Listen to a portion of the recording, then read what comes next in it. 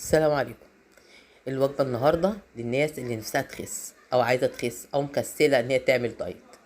يلا بينا هنبدأوا الوجبة بتاعتنا. هنجيبوا كوسة، هناخد الكوسة وهنخرطها.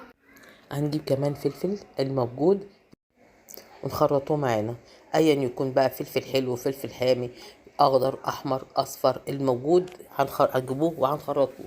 بعد كده هنجيب معانا البانيه، هنجيب البانيه ونبتدي نحط له بهاراته. البهارات عباره عن هنا حاطه انا بودره زعفران عشان تديني لون حلو يفتح النفس، وحاطه شطه وكركم وفلفل اسود بس وملح.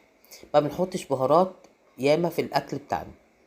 خلاص كده تبلناهم. هنحط بعد كده معلقه خل وهنقلبه ونحطهم على جنب دلوقتي يشربوا البهارات. هنعمل معاه رز بسمتي، هنجيب كوبايه رز بسمتي كده وهننقعها شويه زي ما بنعمله. احنا هنعمله اكلنا في ايه؟ هنعمله لا في سمنه بلدي لا في معلقه زيت زيتون، ايا يكون اللي موجود. مش عايزين احنا زيوت ياما، هي بتبقى عباره عن معلقه. هنحط البانيه وهنبتدي نشويه. شوينا البانيه بتاعنا، بعد ما نشويه هنشيله وهنحط مكانه الخضار بتاعنا. حطينا الكوسه هنديها تشويحه تقليبه برده كويسه كده اهوت، وبعد كده هنحط الفلفل الالوان.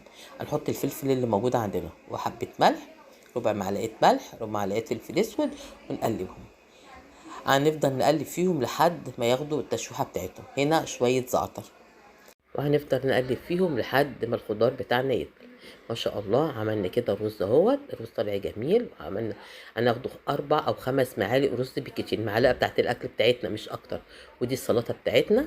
اعملوها وربنا يحسن ما بين ايديكم. ولو عايزين نكمل الوصفات شجعوني ونكمل الوصفات باذن الله.